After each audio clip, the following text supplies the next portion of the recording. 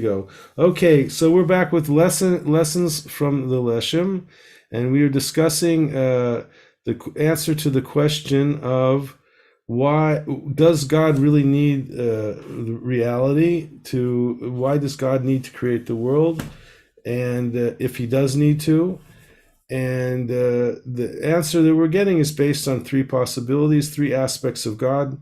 First one being that God is essence, which is completely beyond our understanding. There's God as the manifestation of, not the manifestation, the revelation of his will, which is associated with the term Ein Sof. Again, if you want more about that, listen to the previous classes. And the third is that God actually manifests, and the manifestation is spiritual as well as physical in our actual world.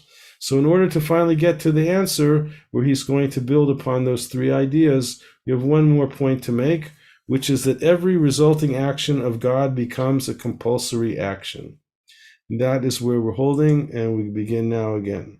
So of course we'll have questions at the end. So we already started this in the last class, but we'll continue here. When he decided to will into being his revelation, meaning manifesting the worlds, via every manifestation and divine name, every resulting action from this revelation becomes a compulsory action.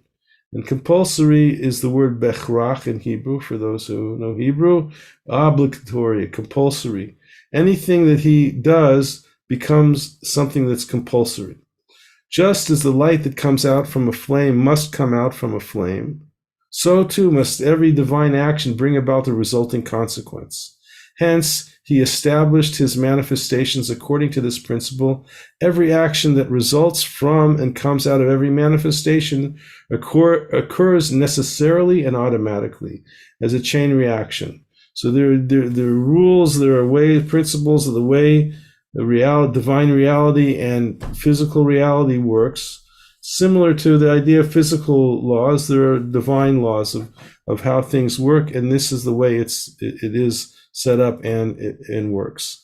Thus, in this manner did the Creator manifest and create all of creation, as it is described in the beginning of Genesis. And this should be familiar to you, but seeing it through the eyes of the Leshem, seeing this as being a basically a description of the metaphysics, the metaphysical rules of how the world works. So the beginning of Genesis, via every utterance, it is written there, as it says it is written at the beginning of Genesis. God said, "Let there be light," and there was light. God said, "Let the waters below and the sky be gathered into one area, that the dry land may appear," and it was so. And God said, "Let the earth sprout vegetation, seed-bearing plants, fruit trees of every kind on earth, that bear fruit with seed in it." And it was so. And in this matter was all creation manifested by the Creator. So far, so good. Continuing on, and then we'll have questions. As was stated above, God thus determined that all actions, which are the result of his manifestation, must be compulsory.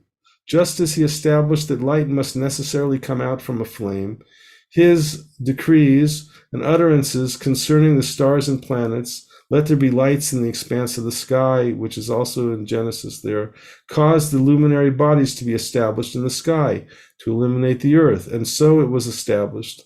Thus we see that all his, blessed be he, divine names and manifestations themselves are all the causes of all actions.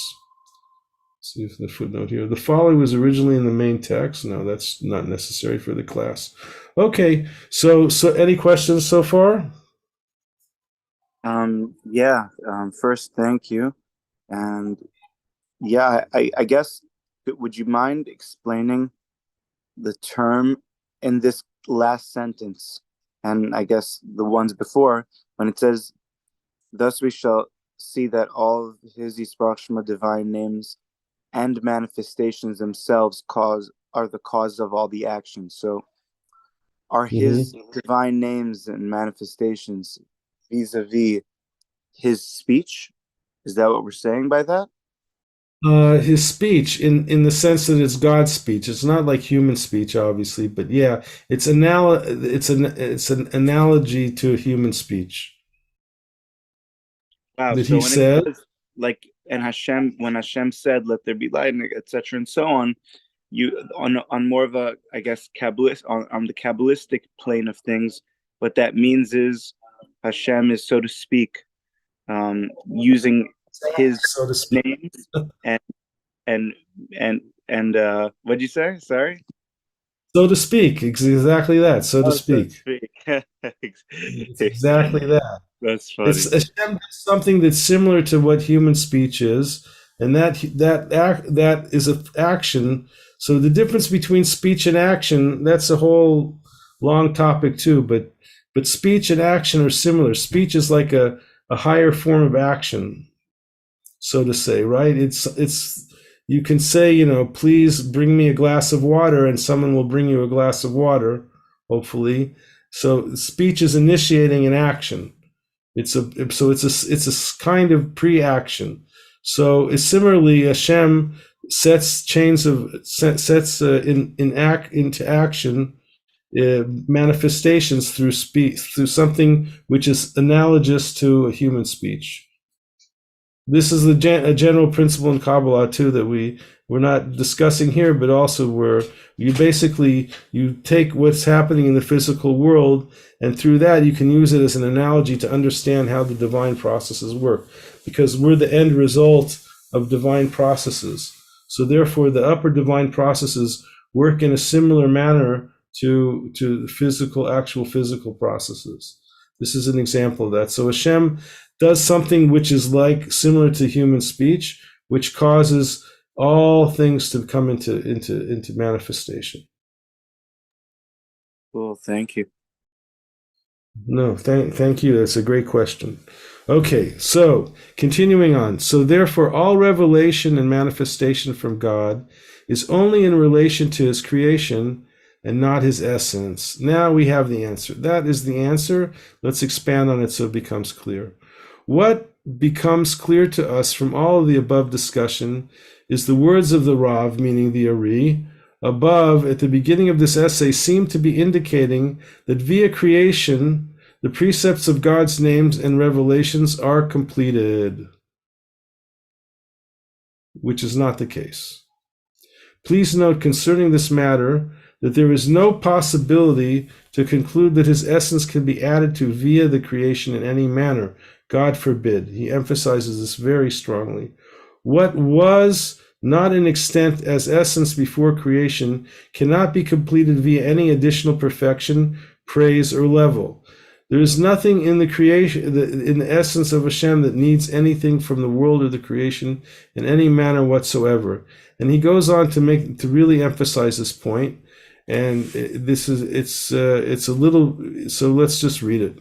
All His names and manifestations are only what becomes revealed for the necessity of creation. This is another very important point.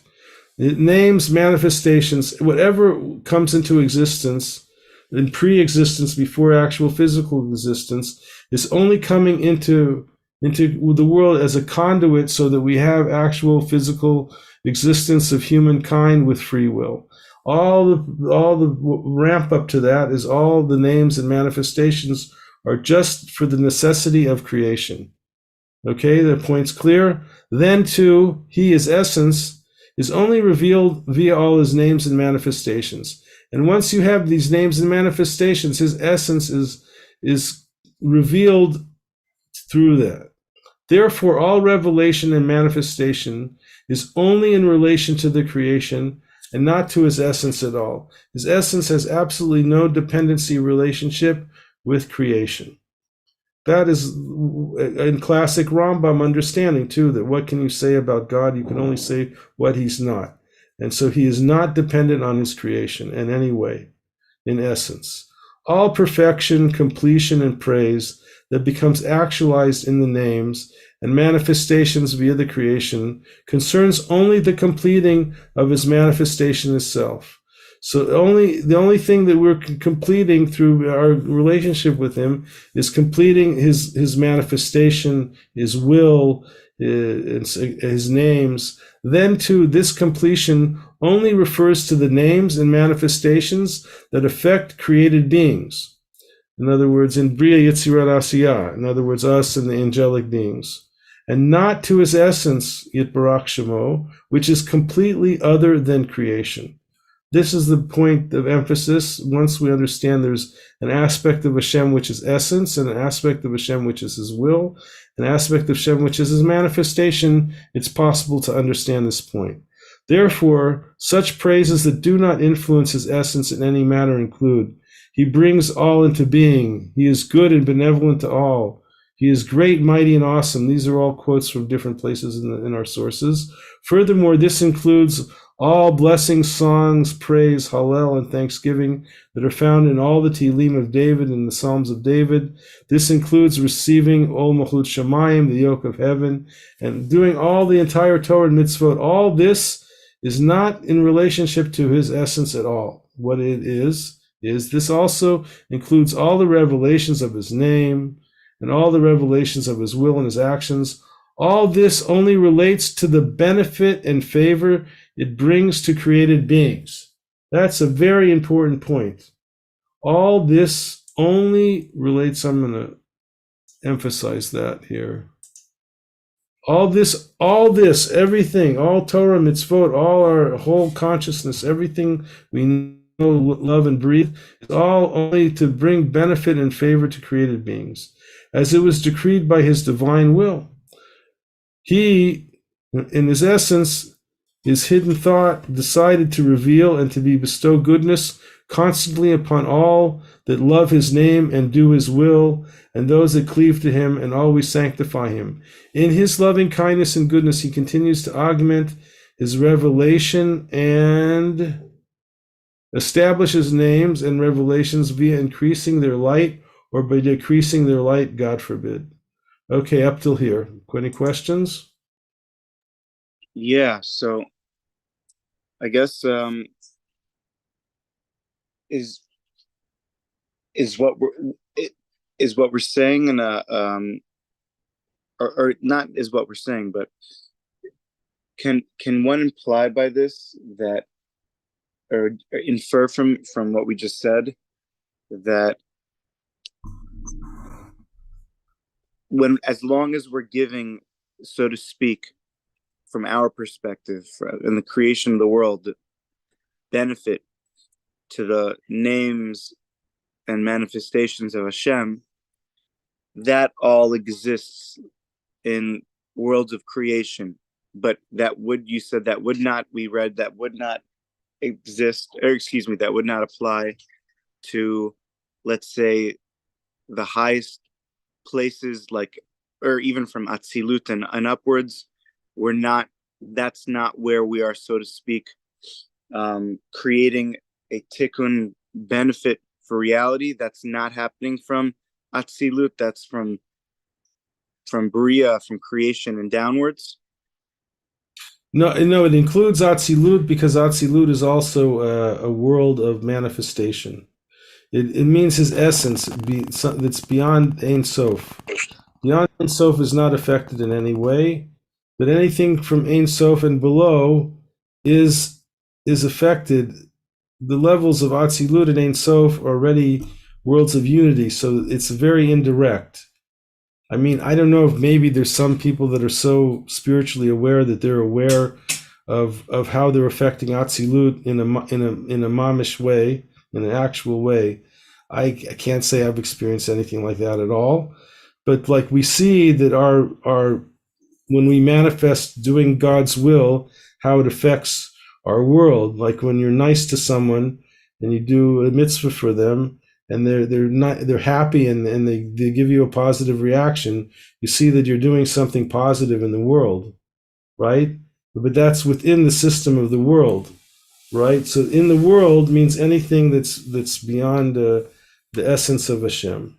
So the answer is that yes, it does affect Atzilut. It affects somehow. I've never seen anything directly written of somehow. It's also affecting all the way up to the Ein Sof, which is God's pre-manifestation of his will. But it's not affecting the Atzmut. Not the Atzmut in technical terms, right? The Atzmut is something that's completely beyond. And that's how you get the dichotomy, to be able to understand as a lowly human being what's going on here, which is that all this is really just set up for our benefit, because that's what Hashem wanted to do that. So the question that already is mala mala mala mata, which you can't really answer, is then why did God decide to do that? That's already God's business. But that's what he decided to do. That's what's written. That's what understood, is that he set up the world so that we can benefit from doing his will. So by way of so that being said, would that mean also that Hashem's essence, we don't have a name, and do not give a name for it, because we have a name for it, which is Yud Kei Vav Kei. No, we have a name for it, but that's the name. That's how we refer to Atzmo, so to speak. Just like your name, Josh. That's your name.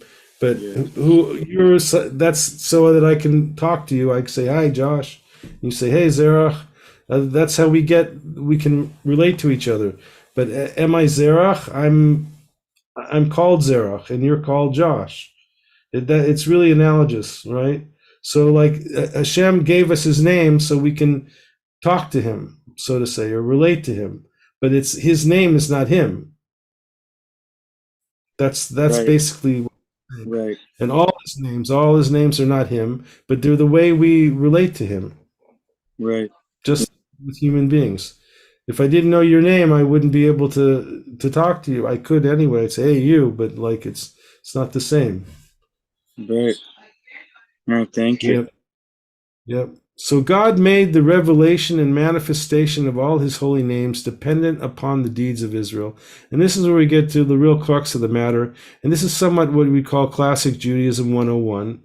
But still, it's important to see it now with all this background. It takes on a much deeper understanding for us, at least for me, hopefully for all our listeners as well.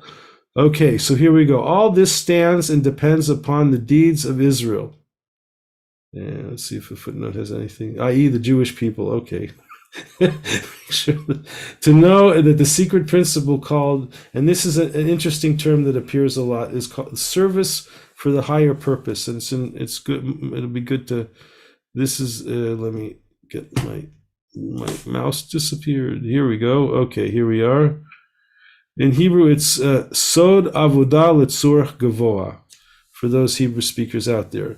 Sod HaAvodah Letzorach Gavoa, which translates as service for the higher purpose. And that's the idea behind all of this, is to explain to us what the service of Hashem is and what's the higher purpose.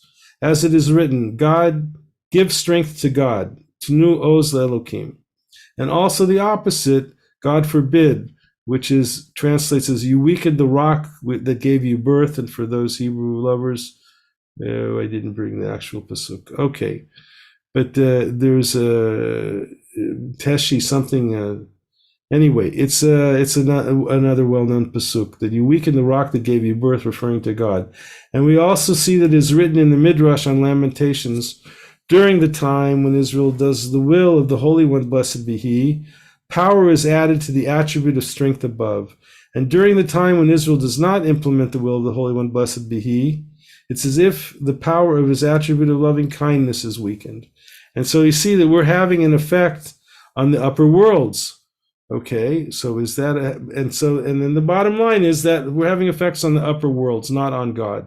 That's the teruts, that's the answer. It's not the teruts in the negative sense. In other words, it's the answer.